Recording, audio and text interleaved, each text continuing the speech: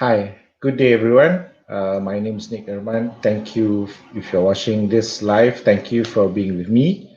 If you're watching a recording, thank you for watching this quick sharing on today's topic, which is tips on what to include in your non-disclosure agreement. First of all, how do you know when you need a non-disclosure agreement? So, for example, if one party wants to work with another party, preliminary discussions, of course, certain information, certain confidential information will be exchanging hands. So, how do you protect that? How do you ensure that one party doesn't take advantage of the information received by the other party? So, this is where you enter into a non disclosure agreement. Okay, why I feel like touching this topic is that for past few weeks, I've been asked to vet through a few standard non-disclosure agreements. I can tell you for a fact that nothing is standard. All the agreements that are vetted are actually different and unique in their own way. So it depends on who is usually for non-disclosure.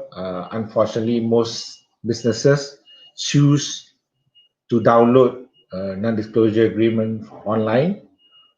So there's a big possibility that you might be using a template which is not suitable for what you want. So today I will share some tips on what you need to include in your non-disclosure agreement so you can use it well in your next business deal and to ensure that you really benefit from the non-disclosure agreement. No point having just a piece of paper, but it doesn't protect your business. So first part is to identify the parties. This is really important.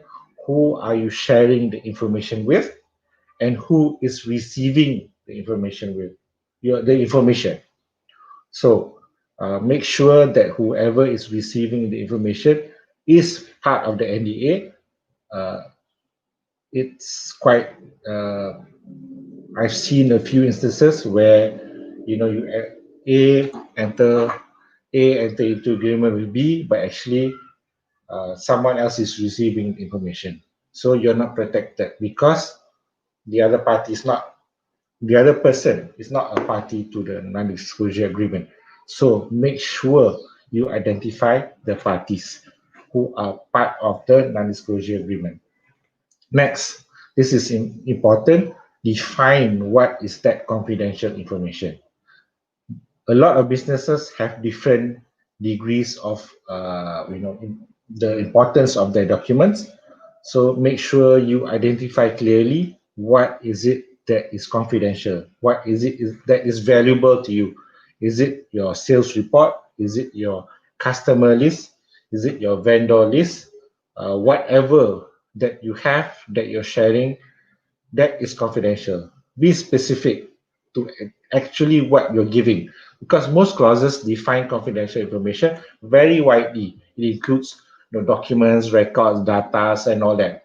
That is fine to be included, but I would say be specific. What is it that you are sharing? What is it that you value? What is it that you're trying to protect?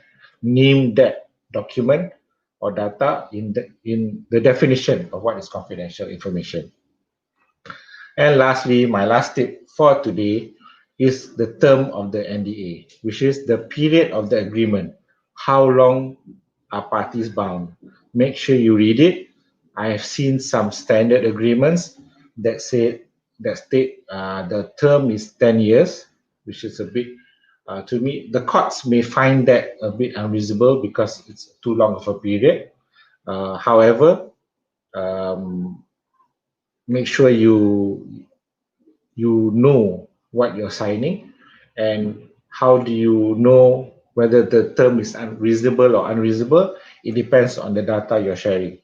So it's best you consult a lawyer, but if not, just make sure all these three tips that I've shared are already in your non-disclosure agreement. First, identify the parties, make sure the right parties are signing. Secondly is define what is confidential information. And thirdly is to define the term of the non-disclosure agreement. So that is, I hope that's just a little bit of sharing on my part on the 3 tips that you need to include in your non-disclosure agreement. So I hope if you're doing business out there, please use a non-disclosure agreement, especially during negotiation stages, because you'll be sharing some important and confidential information. And make sure you sign a non-disclosure agreement, which includes at the very least, the 3 tips that I've included. So if you have any questions, do email me.